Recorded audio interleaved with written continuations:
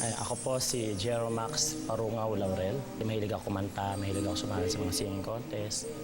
Ang library, isa sa mga nasalihan ko before. Kaya nung nag-decide na ako mag-singalong master, tinulungan ako ni Tere Honor hanggang sa nagkikibigan ko ang may-ari, si Mamu, Agro de Real. Pag nasentablado ka, iwanan mo yung personal mong buhay. Pakita mo kung ano meron ka na para ibigay sa kanila. Hello po. Magaling siya, in fairness.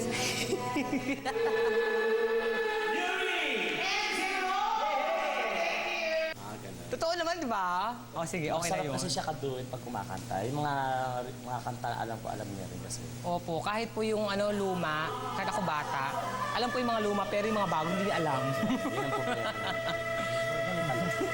I'm Nolly R. Talaman, a.k.a. Nuri. Actually, hindi naman po talaga ako, literal na komedyante. Kumakanta po talaga ako. Dahil nakita po ako ng may-ari, kinuha niya ako, inadapt niya ako bilang isa sa mga miyembro ng library. Pag ako sumaya, super. Ang mag-best friend po sa harap at likod ng entablado, sina Jeromax Laurel and Nolly Palaman, also known as Nuri. Hindi ko na sabihin ko AKA, also known as Hello po! Nuri! The library, anybody home?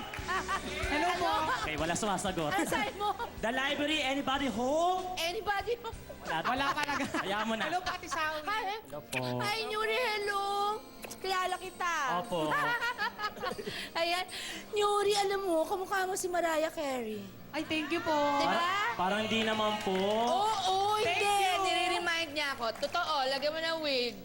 Ay, Siyams din, di ba? No, di ba? Yeah. At least, Okay. may gana nagsalita. Oh. Oo. It's a pleasure. Salamat po. Kala ko po si Jinky Oda. Ikaw naman. Hindi ko maniniwala. Pero Marami pa rin ako. si Jeromax, miyembro rin to ng ng Guadings po. ng Guadings na ilang beses. Suki ko sa Sharon noon.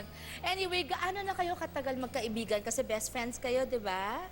Bali po, actually, more magkatrabaho po. Pero po, mas naging magkaibigan kami kasi kahit di kami nagkikita, alam na namin mata lang. Ang kakaintindihan Opo, na. Kakaintindihan na kami. Oo. Alam niya kung kailan ako malungkot. Alam niya kung kailan ako naiinis. Kasi nagsishare din po siya sometimes ng mga problema sa akin. Pag masaya siya, sinasabi niya. Tapos masaya rin ako kasi pag masaya siya, nagsishare siya. Pag di ako masaya, hindi ako nagbibigay. Hindi naman. Bibigay pa rin, syempre. Pera naman pala ang nito. Mahirap naman to. Hindi, joke lang. Okay, si Nuri, nabugbog ka raw ng tatay mo nung malaman niyang bading ka? Opo, Tishawi. Pakikwento naman sa amin. Opo, kasi po bata pa po ako.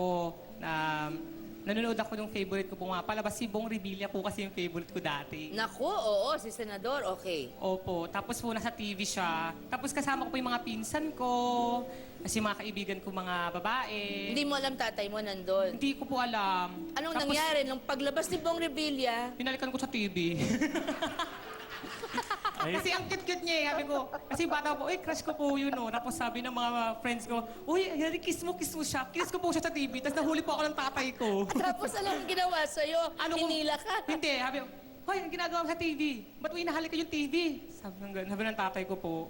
Tapos nakita ko, ay, uwi ka sa bahay. Kumuha ng yung panungkit, ng malaking panungkit. Ginagawa ko, bakla ka, bakla ka. Sabi ng tatay ko. Akala ko, Opo. pugita ka. Isa lang po nasabi ko, Tinutusok eh. Ihawin. gagawin nga po ako inasal eh. Eh, laki po nung ng panungkit, tinutusok ako. Sabi ko, hindi po ako bakla. Ganun lang po. Iwas lang po akong ganun. Hindi po ako Opo. bakla. Babae ako. Anyway, for Jerome naman, maliit ka pa nung hindi ka kilalanin ng iyong ama, di ba? Although ginagamit mo pa rin yung apelido niya. Opo. At saka sa buong pangalan naman ni Jerome, malalaman natin kung sino na, okay, na artista rin nung araw. Nakaranas ka rin ba ng hindi magandang pagtrato mula sa, mama mo at sa ilang mga kamag-anak mo? At anong feeling nito? Wala nga nang bugbog sa yung lalaki, subalit. Babae po siya pero ugaling lalaki. Mama. Mama ko po. Kasi dalawa lang po kami lagi sa bahay. bukod sa katulong. Only child ka ba? Opo. Tapos po yung may ugali po kasi sila parang Kastila. Yung parang Strict. Oo. stricto. Tsaka traditional. Pag palo talaga, palo. Hindi patpat. Lubid kung lubid. O kaya, 2x2. Mamimili ka nga eh. Ano gusto mo? Ibon o eroplano? Anong ibig sabihin? Pag ibon po, lubid. Ibig sabihin Yung pamamalo po sa'yo. Pag aeroplano, tabla talaga. Ganun po. Ganun po yung kinalakihan kong surrounding. Kahit sa mga kamag-anak, So anong nangyari sa'yo, Jerome? Kasi 12 is a very young age, di ba? Lumayas ka na. Saan ka napunta? sumama po ako sa katulong namin. Yung Okay. katulong ko po namin ang mismo naawa na sa akin sa nakikita niya. Minahal ka? Minahal po ako. Kaya medyo napatira po ako ng bandang Nueva Ecija. Although yung katulong po na yun ay napakabait, pero ang buhay po nila ay sa Latin po. So natuto po ako magbuhay bukid. Nagtanim ako, nag-araro. Mas masaya ka? Mas masaya nga lang po ako. Kaya lang po, ando pa rin yung parang, hindi naman nila ako anak eh. Kinupkup lang nila ako. So ang hinahanap ko po talaga, pamilya. Napatawad ka na ng mama mo mula noon? Noong 1999 po ay bumalik po ako sa kanya. Ilang taon ka na? Mga ako na po siguro, mga 20 plus na po. Malapit-lapit na po siyang mamatay noon. Doon niya po ako tinanggap ng buong buo na kung sino talaga ako. Paano? Kasi pawala na siya. Hindi naman po siguro, baka iniisip niya na sa tagal din ng paghiwalay namin, nakita niya na nakasurvive ako sa buhay na meron ako. Tsaka matino naman yung buhay mo noon. 12 ka, natuto kang magtrabaho sa may bukid. Tapos, Marami po. in between kung ano-anong trabaho? Kung ano po trabaho. Naging boy po ako sa Baclaran. Tapos, May nagpaaral po sa akin doon. Tapos may nakilala pa ako isang mabait na tao hanggang ngayon, kaibigan ko pa rin siya. Siya na po nagtuloy-tuloy ng pagpapaaral sa akin. Hanggang sa pinaka-last po talaga na naging nakatulong sa akin, ang The Library po. tapos nakatapos ka ng kolehiyo? Apo.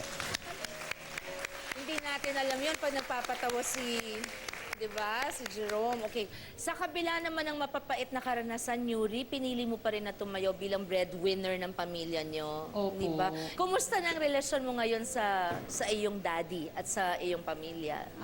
Okay na naman po, natanggap na rin po nila ako. Kasi po kasi katulad po ngayon, ako po yung tumutulong Breadwinner sa family. na eh. Opo. Kasi At saka mahal ka rin. salamat, opo. Naramdaman ko rin po yun eh. Tapos po, ngayon po ako yung tumutulong sa family pag kailangan sa bahay. Kasi umupahan din po sila eh. Kasi before po, wala po kami sariling bahay. Squatter area po kami nakatira. Tapos na-demolish po yun. Tapos, sabi ko sa sarili ko na pag dumating ang panahon, pag nakapagtrabaho ako, isasakripisyo ko ang lahat para sa family. Nasahanap po ako ng sariling bahay para po, pag dumating po yung panahon, doon ko po sila ititira. Nangyari na? Ngayon Or po, nakakakuha po ako ng bahay. Nakakuha ka na! Opo. Praise God! Po. Tapos po, hinuhulugan ko pa rin po siya. Pero hindi ko po pinapalilipat yung family ko kasi gusto ko muna, pag lumipat sila doon, kompleto na po yung gamit, yung bahay po. Opo. Napakabuti mo namang anak. Opo. Nakita nyo kung ano anak nyo nga, itunay na lalaki, tapos kriminal naman. O yan. Jerome and Yuri, maraming salamat sa Salamat inyo. po. Thank you you po. for sharing yung inyong mga, hindi lang yung masasayang chapter ng buhay ninyo, kundi yung Opo. talagang pinaghirapan nyo, pinagdaanan nyo. Kasi alam nyo, pag ganon, tumataas ang respeto ko sa taong kausap ko. Talagang, thank you Lord for this show talaga. Dahil pinapanood natin, Thank you po. pinagtatawanan lang natin. Yung pala, ma-appreciate namin lalo kayo, yung paghihirap nyo sa pagpapasaya sa amin. Dahil alam namin yung mga background nyo. Maraming salamat sa Salamat inyo. po. God bless you. Thank you po. Okay? Thank you po. At pero syempre po, hindi pa rin kami papayag na hindi marinig ang boses nyo na gabi-gabing nagpapasaya sa napakaraming tao. Okay, biritan portion tayo na with Nuri and Jerome! Thank you!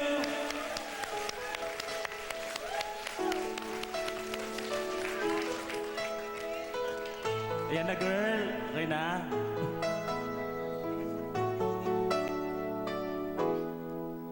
We've come so far to leave it all behind.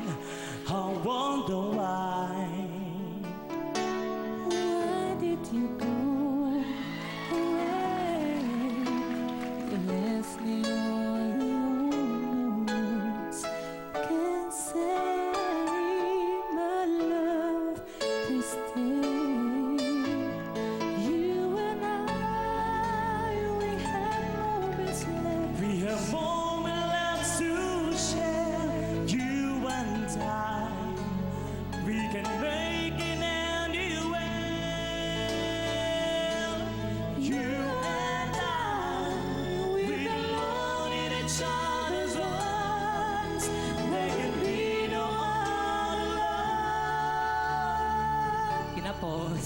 Binawan mo.